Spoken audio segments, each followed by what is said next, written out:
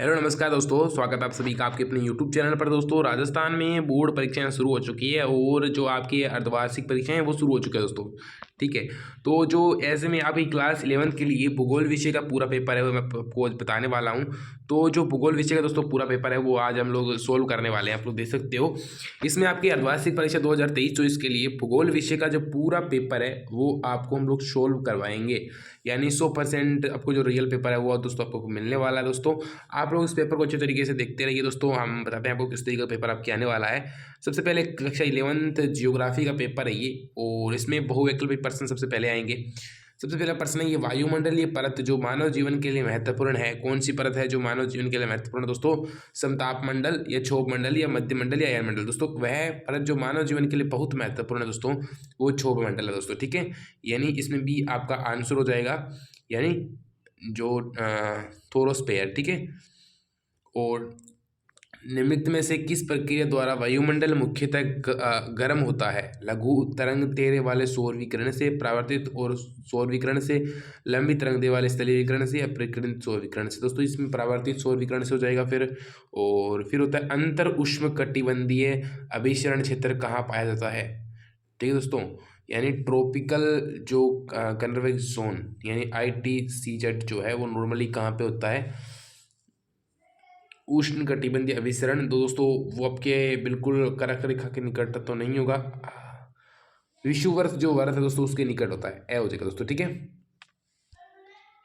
फिर दोस्तों अगर निम्नलिखित प्रकार के बादलों में से आकाश में सबसे ऊंचा बादल कौन सा है? दोस्तों, वर्षा मेघ, स्तरी, कपासीय, पक्षाप। दोस्तों, ये आप कमेंट बॉक्स में बताओगे मुझे, इसका रियली पता नहीं है। निम्नलिखित में से किस देश की भारत के साथ सबसे लंबी स्थलीय सीमा है? दोस्तों, तो आप बता सकते हो पाकिस्तान के साथ दोस्तों है कितनी है अपनी? पाकिस्तान के साथ दोस्तों कभी सीमा है, वैसे चीन के साथ ही होगी शायद अपनी, चीन के साथ सबसे लंबी सीमा है दोस्तों। फिर दोस्तों आगे चलते हैं, टोटे बेटा चोटी निम्नलिखित में से कौन सी पहाड़ी श्रृंखला में स्थित है? तो टोटे बेटा दोस्तों, ये दोस्तों कौन से कार्डमम की है या नमलाई के नल्ला मल्ला की? दोस्तों, ये टोटे बेटा दोस्तों शायद कार्डमम की होगी दोस्तों, पता नहीं कन्फर्म मुझे। ठीक है दोस्तों, आगे चलते हैं। निम्नलिखित में से आपको पता है तो आप कमेंट बॉक्स में जरूर बताना दोस्तों। निम्नलिखित में से कौन सी नदी पंच नदी में शामिल नहीं है? रावी, सिंधु, चेनाब, झेलम? दोस्तों, सिंधु नदी है वो शामिल नहीं है। ठीक है, रावी, व्यास, चेनाब, झेलम और सतलुज ये तो है ही दोस्तों। ठीक है, भारत में सबसे अधिक वर्षा वाला स्थान कौन सा है दोस्तों? तो दोस्तों सबसे अधिक वर्षा वाला स्थान है मोसिन राम। ठीक है, फिर दोस्तों रिक्त स्थानों की पूर्ति कीजिए। आधुनिक समय में ब्रह्मांड की उत्पत्ति संबंधी सर्वमान्य सिद्धांत दोस्तों कौन सा है? बिग बैंग है दोस्तों। कौन सा? बिग बैंग है। और फिर अल्फ्रेड वेगनर ने दोस्तों कौन सा दिया था? महाद्वीपीय विस्थापन सिद्धांत है वो अल्फ्रेड जो है वेगनर ने दिया था दोस्तों, महाद्वीपीय विस्थापन सिद्धांत। और नवचंद्रकार डिब्बे जिनकी भुजाएं पवनों की दिशा में निकली होती है, क्या कहलाता है दोस्तों? ये पलाया कहलाता है। क्या कहलाते हैं? पलाया। नवचंद्रकार डिब्बे, ठीक है दोस्तों, पलाया कहलाते हैं। फिर यमुना एवं जो है घाघरा की सहायक, किसकी सहायक नदी है दोस्तों? तो ये दोस्तों गंगा की सहायक नदी है दोस्तों। ठीक है, गंगा की दोस्तों। फिर आगे चलते हैं, सर्वप्रथम भूगोल शब्द का प्रयोग किस विद्वान ने किया दोस्तों? इरेस्मस शायद दोस्तों हिकेटियस को भूगोल विषय का जनक मानते हैं। पर प्रयोग किसने किया दोस्तों? भूगोल विषय का जनक हिकेटियस को कहते हैं। और प्रयोग किसने किया दोस्तों? इरेस्मस ने इसे कुछ किया था, उसका नाम आप बताओगे मुझे। पार्थिव ग्रहों के दोस्तों नाम लिखिए। पार्थिव ग्रह दोस्तों कौन से होते हैं? पार्थिव ग्रह दोस्तों वही होते हैं जो अपने होते हैं, यानी शुरुआती जो 4 ग्रह होते हैं वो पार्थिव ग्रह दोस्तों कहलाते हैं। यानी ये जो इधर वाले ग्रह हो गए 4, ये जो आपके होते हैं पास में होते हैं बुध, शुक्र, पृथ्वी और दोस्तों मंगल, ये जो 4 ग्रह हैं ये पार्थिव ग्रह कहलाते हैं। फिर भूकंप की तीव्रता को किस यंत्र से मापते हैं दोस्तों? नाम लिखिए। तो उसको दोस्तों मापते हैं हम लोग, उसको क्या बोलते हैं? रिक्टर पैमाने पर मापते हैं दोस्तों, उसका नाम होता है भूकंप मापी यंत्र, या उसको कुछ एपिसेंटर से बोलते हैं। सूर्य तप से दोस्तों आप क्या समझते हैं? इंसोलेशंस, यानी सूर्य तप दोस्तों सूर्य का जो प्रकाश उससे जो होता है उसको। ग्रीन हाउस दोस्तों प्रभाव के लिए उत्तरदायी गैसें कौन सी है दोस्तों? ये दोस्तों आपकी कुछ गैसें हैं जो कि रिस्पॉन्सिबल है किसके लिए दोस्तों? ग्रीन हाउस इफेक्ट के लिए। उन गैसों के आपको नाम रखने दोस्तों, बहुत ईजी गैसें हैं। ठीक है, नदी अपरदन द्वारा निर्मित किन्हीं 3 स्थलाकृतियों दोस्तों नाम लिखने आपको, जैसे कि 3 स्थलाकृतियाँ कौन कौन सी होगी दोस्तों आपके? एक तो हो गई जैसे मेहराब हो गई, नदी मेहराब, और आपकी जो चाप झील हो गई। इसी प्रकार से दोस्तों आपकी और भी हो सकती है, चाप झील हो गई, और एक आपकी अर्धचंद्राकार हो उस प्रकार से होती है, प्लस आपका जलप्रपात हो गया इस प्रकार से दोस्तों, ठीक है। भारत का कुल क्षेत्रफल दोस्तों कितना है, वो आपका है आपका 32 लाख इससे कुछ समथिंग है आपका। तो ये आपका क्षेत्रफल होगा भारत का पूरा 32 लाख, कुछ आगे जो डिजिट जो भी आप याद रखना दोस्तों। फिर भारत की कौन सी नदियां हैं वो भ्रश घाटी में बहती है, वो भारत की जो ये प्रायद्वीपीय नदियां हैं। लावा और मैग्मा में क्या अंतर है दोस्तों, ये दोस्तों बहुत ही इजी क्वेश्चन है कि लावा और मैग्मा में क्या अंतर है दोस्तों। जो एक ज्वालामुखी होता है, मान लीजिए एक ज्वालामुखी, मैं आपको समझा देता हूँ यहाँ पे।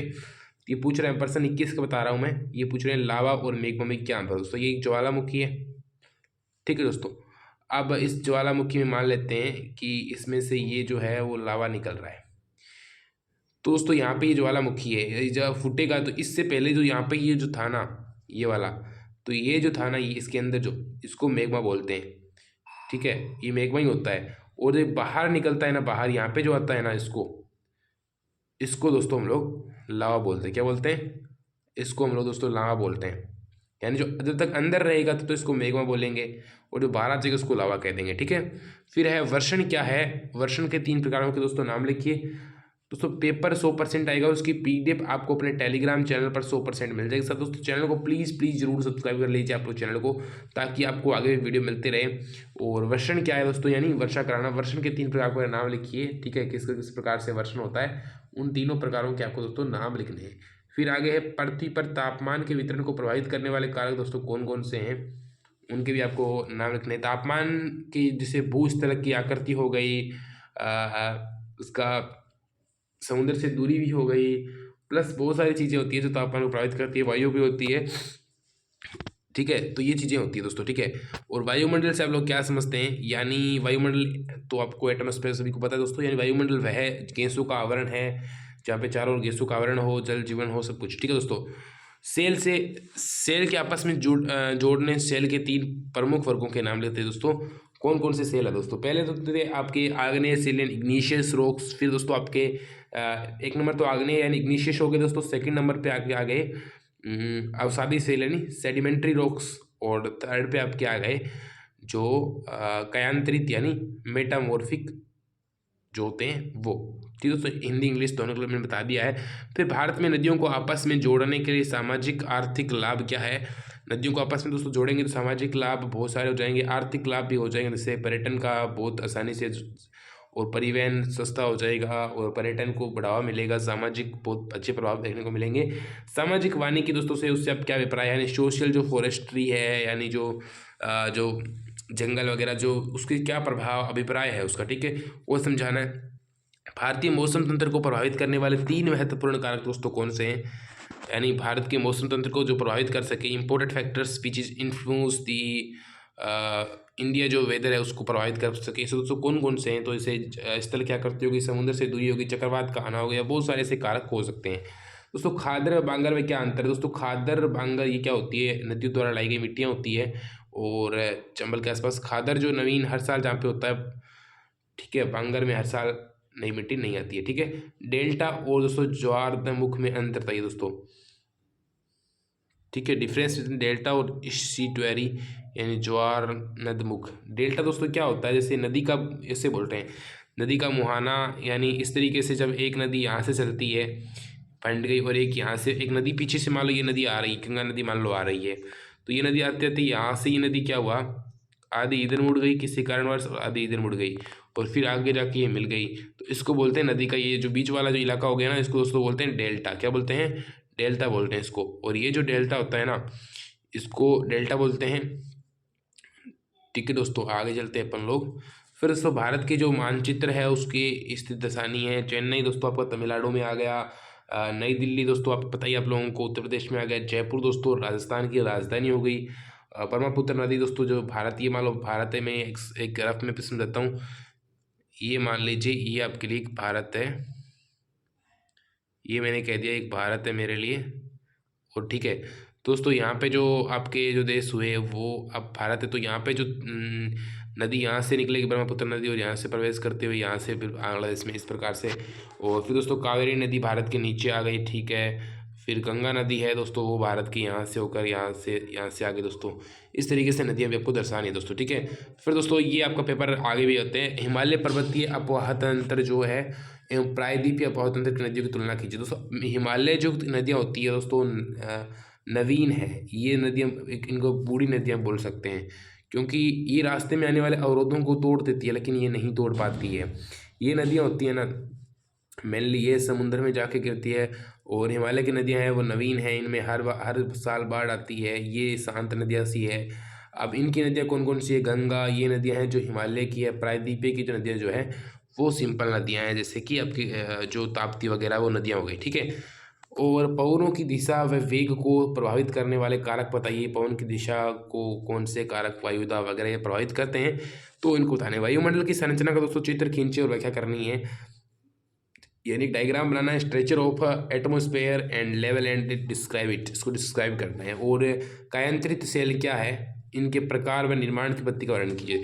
दोस्तों क्या होते हैं, जब अपने पहले इग्निशियस रॉक्स होते हैं, ठीक है, उसके बाद दोस्तों सेडिमेंट्री रॉक्स आते हैं, यानी ठीक है, यानी पहले आग्नेय शेल होते हैं, उसका अवसादी बनते हैं आग्नेय का अवसाद से, फिर आग्नेय और अवसादी के जब दोनों के जो लुढ़कने से गिरने से उनके जो बनते हैं उसको जो कायांतरित हो जाते हैं उनको दोस्तों मेटामॉर्फिक या फिर कायांतरित सेल कहते हैं। और उनका निर्माण तो इस तरीके से होता है। इसके प्रकार क्या कौन कौन से होते हैं, दो प्रकार के होते हैं दोस्तों, वो बताने हैं आपको। पृथ्वी की दोस्तों आंतरिक संरचना का वर्णन करना है, यानी पृथ्वी है, इसको वर्णन करने चित्र बनाना है, ऐसे चित्र बना के फिर आप इसका छोटा सा एक भाग ले सकते हो, फिर ऐसे करके समझा सकते हो। ये पृथ्वी में से इतना भाग काट लिया, ये आपकी क्रस्ट हो गई, ये मेटल हो गई, और इस प्रकार से जो भी ऊपर वाली परतें होती है, 3 परतें, उनको समझाना है। यह महाद्वीप विस्थापन सिद्धांत के पक्ष में दिए गए प्रमाणों का आपको वर्णन करना है, यानी जो अल्फ्रेड वेगनर ने जो सिद्धांत दिया था महाद्वीपीय विस्थापन, यानी पहले 2 महाद्वीप थे, गोंडवाना लैंड, और उस प्रकार से उसको भी आपको स्पष्ट करना अच्छे तरीके से दोस्तों। ये इसके हो गए दोस्तों, बहुत ही इजी तरीके वे में आपको अच्छे तरीके से समझ में आ गया होगा पेपर दोस्तों। 100% दोस्तों ये पेपर आएगा। इसकी हर से पीडीएफ आपको अपने टेलीग्राम चैनल पर दोस्तों मिल जाएगी, जिसकी लिंक आपको नीचे कमेंट बॉक्स में और डिस्क्रिप्शन बॉक्स में दी गई। टेलीग्राम चैनल की व्हाट्सएप ग्रुप पे दोस्तों ज्वाइन कर सकते हैं दोस्तों। बाय बाय दोस्तों, टेक केयर, मिलते हैं अगले वीडियो में दोस्तों।